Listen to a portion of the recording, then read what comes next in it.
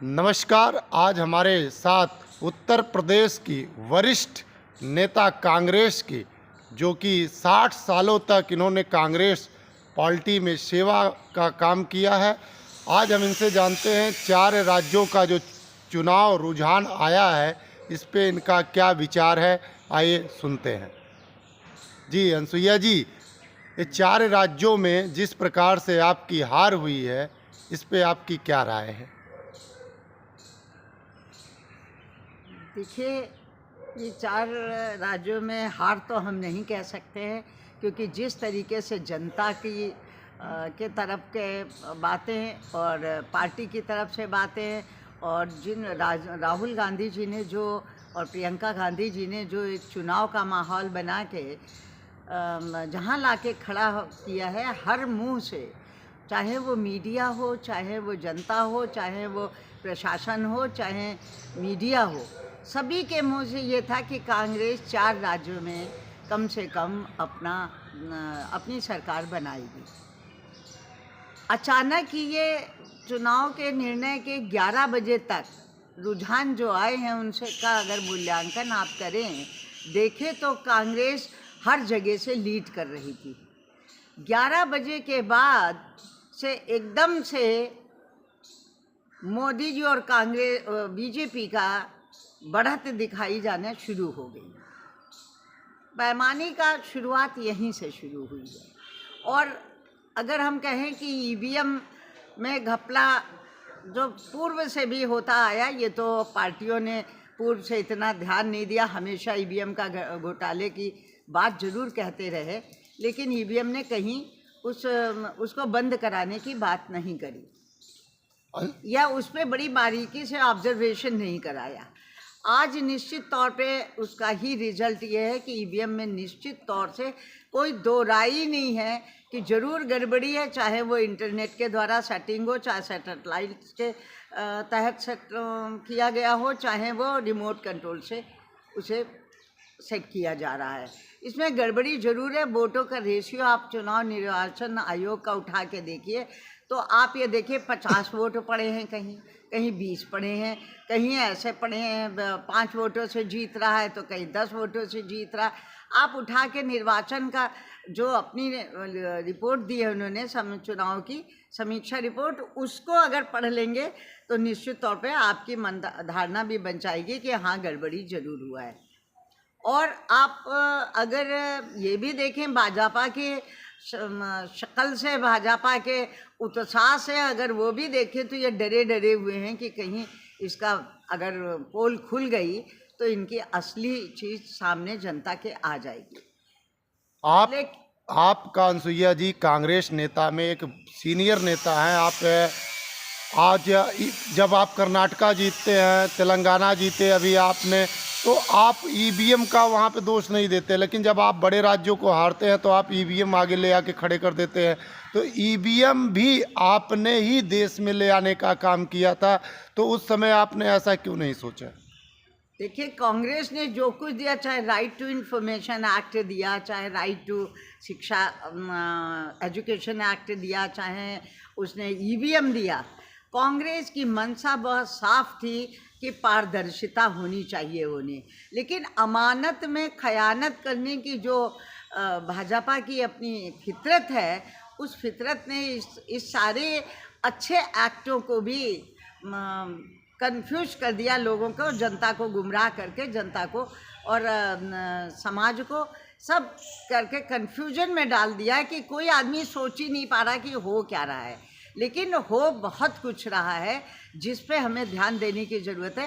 राहुल गांधी जी को भी ध्यान देने की ज़रूरत है। सबसे पहले तो आरएसएस कैडर इस देश का सबसे खतरनाक कैडर है और वो खतरनाक कैडर दखलंदाजी भाजपा में पूरी तरह से रखता है। और अभी तो कुछ भी नहीं है। कॉन्टैक्ट लेबर बोर्ड, कॉन्टैक्ट में जितने भी मजदूर और कर्मचारी और इनकी भर्तियां हो रही हैं, सबसे पहले तो इस पे आवाज़ उठाने की बहुत सोची समझी रणनीति के तहत ये लोग सारे आरएसएस कैडर के लोगों को जो शाखाओं में जाते हैं, उनके बच्चों को बड़ी खूबसूरती से वहाँ नौकरी देके और फिर रेगुलर पोस्ट के अगेंस्ट उनको वहीं पे तैनाती कर देंगे। तो आप उस भयावह स्थिति की ओर देखिए कि जो देश में आज अंग्रेज़ों से लड़ना तो बहुत आसान था, लेकिन आज जिस लड़ाई की तरफ हम देख रहे हैं कि हमें बढ़ना पड़ेगा, वो है भाजपा और आरएसएस से लड़ना पड़ेगा। अगर हमने सतर्कता नहीं बरती तो पता चला कि चपरासी से लेके और ऊपर तक, कानून से लेके पत्रकारिता तक और विधायिका से लेके कार्यपालिका तक सब जगह आरएसएस ही बैठा होगा। इस देश को आरएसएस चला रहा है। आज उदाहरण के लिए मैं देती हूँ, मोहन भागवत जी ने विज्ञान भवन में पूरे हिंदुस्तान के संतों की मीटिंग की और सनातन धर्म का प्रचार प्रसार करके भाजपा को सपोर्ट करने की बात करी। राहुल जी को लिए इन सब मुद्दों पे उठाना चाहिए। राहुल जी ने मुद्दे बेरोजगारी के उठाए हैं, लेकिन बेरोजगारी क्यों नहीं खत्म हो रही है, इस पे भी उन्हें मुद्दा उठाना चाहिए कि आज देश में आरएसएस के लोगों की भर्ती हो रही है, अन्य सामान्य लोगों को कहीं रोजी रोटी नौकरी नहीं मिल रही है। दूसरी बात, जो देश में भयावह स्थिति पूरी हो रही है, विपक्ष को, समूचे विपक्ष को इसे उठाना चाहिए कि जो सबसे लोअर लोग के लोग हैं, जिनका वोट इन्हें लेना होता है, उनको सब चीज़ मुफ्त में है। उनके हाथ को काम दीजिए। सरकार की ड्यूटी है कि हर व्यक्ति को रोजी रोटी और कपड़े से जोड़े और उसको श्रम का मूल्य उसका उचित दे, लेकिन सरकार की सोची समझी रणनीति के तहत उसको सब चीज़ मुफ्त में है। उसका राशन मुफ्त में है, उसकी पढ़ाई बच्चों की मुफ्त में है, उसकी ड्रेस स्कूल की बच्चों की मुफ्त में है, उसका खाना मिड डे मील के माध्यम से उसका मुफ्त में है, और उसके बाद में उसको मकान मुफ्त में है, उसकी बिजली मुफ्त में है, उसके बाद में उसको उसकी शादी ब्याह हो तो उसके लिए अनुदान है। तो आपने तो व्यक्ति को बिल्कुल लाचार और ऐसा बना दिया कि आपके कहने में चलता रहे, मुफ्त का खाता रहे और आपको वोट देता रहे। ये फंडामेंटल राइट नहीं है लोगों का। फंडामेंटल राइट है रोटी, कपड़ा, मकान, स्वास्थ्य, शिक्षा, सुरक्षा, हवा, पानी और बिजली। ये चीज़ों की मूलभूत व्यक्तियों की, एक नागरिक की आवश्यकता है, जो कि सरकार का दायित्व तो है कि वो उसको पूरा करे। लेकिन उस ओर भाजपा का कोई कार्यक्रम नहीं है। मैं देश विश्व उसमें जा रहा है और प्रगति कर रहा है। रोज़ मैं देखती हूँ तो मुझे अफसोस लगता है कि एक नागरिक का जो मूलभूत सिद्धांत है, मूलभूत आवश्यकताएं और मूलभूत उसकी ज़रूरतें हैं, उसको पूरी करने के लिए आप उसको नाकारा बना दे रहे हैं, बेरोजगार बना दे रहे हैं, बैठ के खाने की आदत डाल दे रहे हैं। ये भयावह स्थिति है। आगे आने वाले समय में ये नहीं पूरा कर पाएंगे और पता चला कि वो लोगों उनको ऐसा बना देंगे कि वो फिर कुछ कामकाज करने की स्थिति में नहीं रहेंगे। तो मेरा इस मामले में तो है कि भाजपा में नरेंद्र मोदी जी से, प्रधानमंत्री जी से मेरा अनुरोध है कि प्लीज़, आप बहुत कुछ अच्छा देश को कर रहे हैं, अपने मुँह से ही आप कहते हैं, लोगों को कहने दीजिए। आप गांधी परिवार की और कांग्रेस पार्टी की बुराई करते करते नहीं थकते हैं। इन बुराइयों को छोड़ दीजिए, आप भी सबक ले लीजिए। हाउस के बाद आपने पार्लियामेंट चलने के एक दिन पहले, पार्लियामेंट चलने वाले दिन आपने बाहर भी ऐसा संदेश देके अपने आदर्श को बताना चाहा, लेकिन आदर्श जीवन में उतरना चाहिए। आदर्श केवल बोलना नहीं चाहिए, आपके जीवन में दिखाई भी देना चाहिए। आप वही काम नहीं कर रहे हैं और आप विपक्ष को नसीहत दे रहे हैं कि विपक्ष आपको सहयोग नहीं कर रहा है। विपक्ष का सहयोग लेना तो आपका दायित्व है। विपक्ष ने कितने मुद्दे उठाए हैं, आपने कितने मुद्दों को टेबल निगोशिएशन करके विपक्ष के साथ सॉल्व किया है, ये भी बता दीजिए ज़रा। लेकिन आप सारी चीज़ों पे पर्दा डाल के, क्योंकि इस समय आप बिल्कुल फुल मेजॉरिटी में है, तो आपके ऊपर कोई अंकुश या निरंकुश नहीं, किसी की बात की कोई वैल्यू नहीं है। ये लोकतंत्र के मूल्यों का हास है और इसको माननीय प्रधानमंत्री जी से मेरा नम्र निवेदन है, हाथ जोड़ के प्रार्थना है कि प्लीज़, आप इस देश के मुखिया हैं, आपकी जिम्मेदारी है कि हर व्यक्ति के हाथ में काम हो, हर व्यक्ति के होठों पे मुस्कान हो, हर व्यक्ति को जीने का जो उसका हौसला और अधिकार है वो पूरा होना चाहिए। लेकिन उधर आपका ध्यान ना हो के आपने जनता की नब्ज टटोल ली कि इस देश के, हिंदुस्तान की जनता जो है धार्मिक है। आपने उसको धर्म के बारे में इतना बता दिया कि बस मंदिर ही मस्जिद में वो बैठा रहे। तो पीले कपड़े और भिजवा दीजिए, उसको पहनवा दीजिए, साधु बनवा दीजिए और ये सब चीज़ें ठीक नहीं है। धर्म, आस्था ये शक्ति के लिए है, भक्ति के लिए है, मुक्ति प्राप्त करने के लिए है, और अपने परिवार के और समाज के सुख शांति और देश की रक्षा के लिए धर्म का प्रयोग करना चाहिए। लेकिन धर्म को राजनीति में एकदम धर्म का ही समावेश करके नहीं है। या तो आप कॉन्स्टिट्यूशन माननीय प्रधानमंत्री जी बदल दीजिए। जिस कॉन्स्टिट्यूशन में आप काम कर रहे हैं, वो जिस कॉन्स्टिट्यूशन के उसका ओथ लेके आप इस कुर्सी को आपने संभाला है, उसी ओथ का आप वायलेशन कर रहे हैं, उसी संविधान का आप वायलेशन कर रहे हैं। संविधान है सर्वधर्म समभाव। आप एक धर्म की बात कैसे कर सकते हैं? संविधान में लिखा है सब जातियों का सम्मान।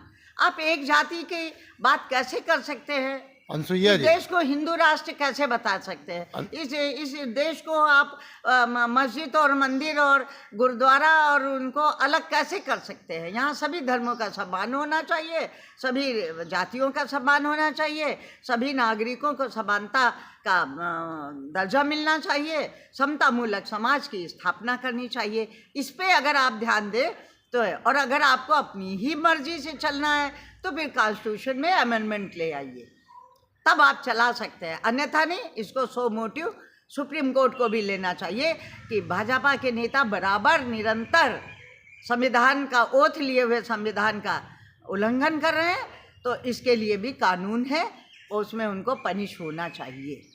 आने वाले चुनाव में अनसुईया जी, आप उत्तर प्रदेश से आते हैं, तो क्या आप उत्तर प्रदेश से, अगर हम पिछले चुनाव के अगर देखें तो एक सीट आपने लाया था उत्तर प्रदेश से, तो क्या फिर राहुल जी की गारंटी जो थी, जो गारंटी कांग्रेस की जो गारंटी थी, जो उसका जादू जो राजस्थान में, मध्य प्रदेश में, छत्तीसगढ़ में नहीं देखने को मिला, तो क्या 2024 में उत्तर प्रदेश में बढ़त कांग्रेस की देखने को मिलेगी जनता को कि नहीं? क्या नहीं मिला? आप कहाँ से खोज लाए कि नहीं मिला? क्यों नहीं मिला? राहुल गांधी जी ने और प्रियंका जी ने जिस तरीके से तूफानी दौरे किए हैं, जिस प्रकार से पैदल चल के यात्रा की है, जिस प्रकार से वोटों का समीकरण सभी जातियों सभी धर्मों को लेके चले हैं, क्यों नहीं मिला है? निर्वाचन आयोग के आप चुनाव के, वर्तमान चुनाव के वो आंकड़े उठा के देखिए, तो देखिए चुनाव में कहाँ वोट कम मिले हैं कांग्रेस को। कांग्रेस को वोट नहीं कम मिले हैं। राहुल गांधी और प्रियंका गांधी की मेहनत का नतीजा हुआ है कि आज आवाम में एक उनकी हुई है। और निश्चित तौर पे राहुल गांधी जी को मैं तो ये कह सकती हूँ कि वो एक संत की श्रेणी में ही उनका होना चाहिए। उन्होंने सारे पदों को ठुकरा दिया, उन्होंने अध्यक्ष पद भी नहीं लिया, उन्हें पदवद की लालच नहीं है। एक समतामूलक समाज की स्थापना करना चाहते हैं, जो कि उनके पुरखों ने इस देश को दिया है 65 साल में, 70 सालों में। आज जो लोग भुला रहे हैं, चाहे जनता के लोग हों और चाहे वो शासन में और सरकारों में बैठे लोग हैं, उनको सोचना पड़ेगा कि गांधी परिवार ने इस देश को बहुत कुछ दिया है। और गांधी परिवार के पास जो था वो उन्होंने अपना ही देश को दे दिया है, सारा कुछ दे दिया। कौन नेता इतना है जिसके घर में इतनी कुर्बानियाँ हुई हो फिर भी देश के लिए निरंतर खड़ा हुआ हो? क्या राहुल गांधी जी गलत बात कह रहे हैं? राहुल गांधी जी कह रहे हैं नौजवानों को काम दो, राहुल गांधी जी कह रहे हैं कि किसानों का उचित मूल्य दो, राहुल गांधी जी जो कह रहे हैं कि जो घटनाएं घट रही हैं महिलाओं के प्रति उन पे नियंत्रण करो, राहुल गांधी जी कह रहे हैं कि हर किसान का अपना, मजदूर का अपना वाजिब जो श्रम का मूल्य है वो दो। कहाँ मिल रहा है? एक इल्ज़ाम बार बार देखने को मिलता है, सुनने को भी मिलता है कि आपके ही कार्यकर्ता, आप तो पंडित जवाहरलाल नेहरू के समय से, इंदिरा गांधी जी के समय में भी और राजीव गांधी जी के भी साथ आपने काम किया है। और आज अगर देखा जाए तो राहुल गांधी जी हों, प्रियंका जी हों या सोनिया जी हों, अपने कार्यकर्ता को समय नहीं देती हैं जिस प्रकार से मोदी जी अपने कार्यकर्ता को समय देते हैं, बुलाते हैं, पास बुलाकर बैठा के उनसे हालचाल पूछते हैं। तो ये कहीं ना कहीं देखा जाता है कि ना तो राहुल गांधी जी कार्यकर्ता को लाइक करते हैं और ना तो प्रियंका जी, ना तो सोनिया जी।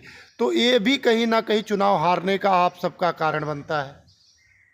देखिए, राहुल गांधी जी से प्रति व्यक्ति अगर मिलना चाहेगा, प्रियंका जी से अगर हर आदमी, जनता का भी और कार्यकर्ता भी मिलना चाहेगा, तो मैं समझती हूँ कि संगठन का एक स्वरूप होता है।